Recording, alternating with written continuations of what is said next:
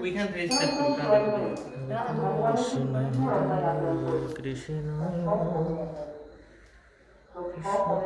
শীতের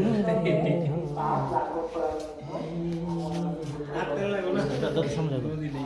সামনে একদম বুঝিয়ে গেছে বুঝিয়ে তেল পুড়ে দেবো কোন কোন জন্মে আপনার প্রতি কিছু অন্যায় আচরণ করেছি জানি না, তার জন্য আপনি এ জন্মে আমাকে কে শাস্তি দেবেন আমার পক্ষে কল্যাণ করে হবে। যেমন কেউ যদি কারো প্রতি অপরাধ করে, আমাকে অহর্নিশ ভগবানের প্রতি অপরাধ করতে অহর্নিশ, কারণ এই জীব একবারে এই দুঃখালয়ে জন্মগ্রহণ করে, তার জ্ঞানে অজ্ঞানে নানা ধরনের পাপ হয়, নানা ধরনের অপরাধ হয়। এই যে অজ্ঞাত অপরাধ, এই অপরাধে না জানি কি ভীষণ ভয়ঙ্কর শাস্তি। তো আমরা যদি সবই ভগবানের নিজেরা কামনা করি, যদি অন্যায় করে অপরাধ করে তারা জনসমাজিত হয়ে বলে যে আপনি আমাকে যে শাস্তি বা পুরস্কার দেন বা পুরস্কার দেন বা যাই সে তখন কি করে, তখন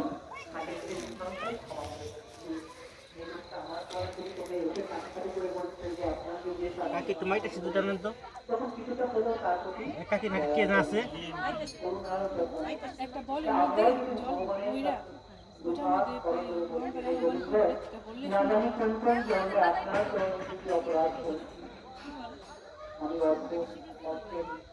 আমি বিষয়ের আপনার আসক্ত,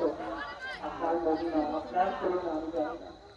আমি বুঝতে পারি না, আমি পুরোটা কাল শুধু আমার সবসময় নিজের জন্য চাইলাম, নিজের সন্তানের জন্য চাইলাম, তোমার জন্য আমি কখনো কিছু চাইনি। ভগবানকে বলি আপনার চরণে আমি নিজ অপরাধ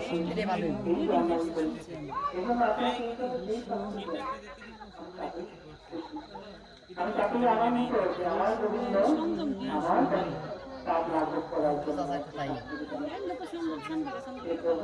আপনি আমার কর্মের কিছু কখনোই লক্ষ্য রাখবেন, কোন কোন জন্মে কি কি পরিস্থিতিতে না জানছি ওই কর্মে আমি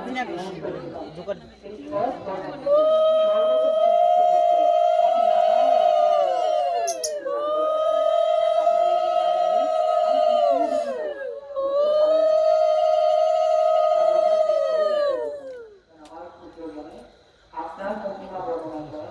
কোনোই সাধ্য নেই। তাই যে ভক্ত সে প্রতিকূল অবস্থাতেই যে অবিচল থাকে, প্রতিকূল অবস্থাতেই ভক্তের চরণে সমর্পিত থাকে। তেমন একজন ভক্ত ছিলেন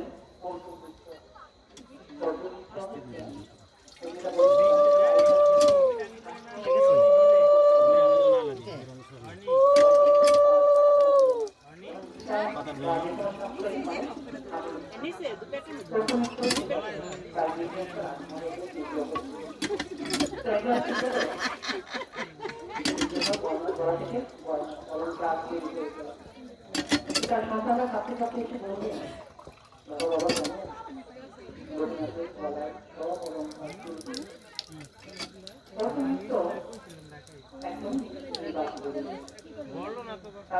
মনে কোনো কষ্টের বাদকে অনুশোচনার কিছু দেখে গেলেন। সে বলল যে আপনার কোথায় হয়তো সে কলঙ্কার করা বিশ্বাস হয়, তাই তিনি নিজেই শুরু করে আবার একবার তার নিজের ভোগ নেই, ভগবানকে এসে ভোগ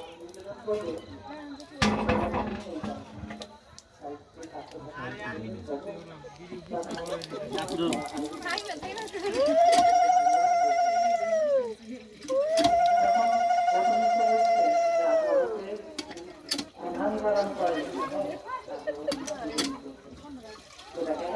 তখন এক টাকা দিয়ে বলল যে আজকে তাদের কাছে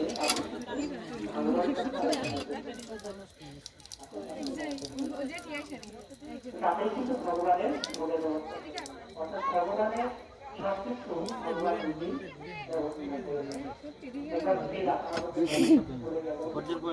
তখন তাই স্ত্রী পুত্র সবাই জানাবো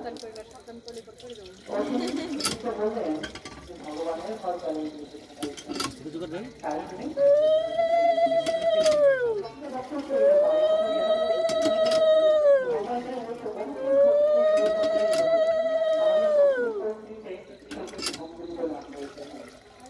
আমাদের হৃদয় ভগবানের সেবা অর্চনা করার মতো অর্জুন মিশ্র একটা কি করলেন, সে যখন ভগবান গীতার পাঠ অবলম্বন করতেছিলেন তখন নবমাত্রায় রাজগীতা রাজ করছিলেন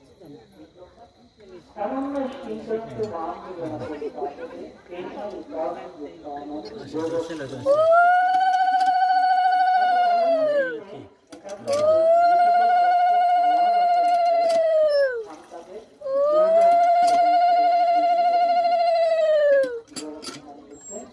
প্রাপ্তবস্তু গ্রহণ করি এবং প্রাপ্তবস্তু সংরক্ষণ করি। অর্থাৎ ভগবান নিজে ভক্তের ভার বহন করেন। গোবিন্দ মহাদেবে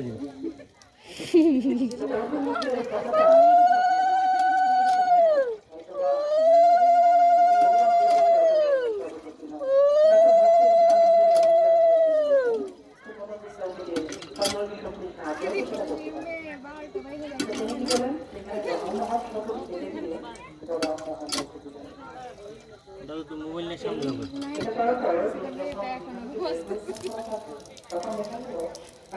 করুন তো ডাকে যাবো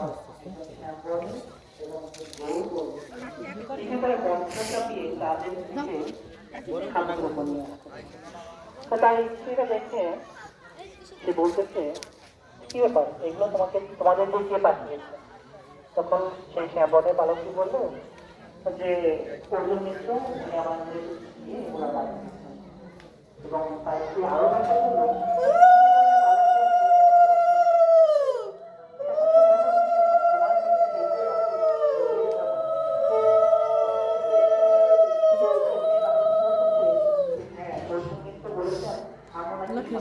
ওরা কিন্তু উঠে গেছে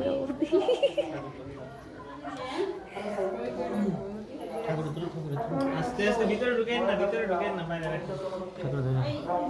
নিচে নাম বানায় রাখেন এক সাইড না আজকে রাতে ধরে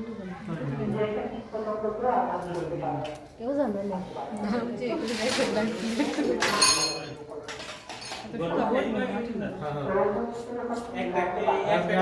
একটা মম রাখবা মমটা ধরাইতে ভালো এগুলি প্রদীপটা একটা ধুতি ধরেন একটা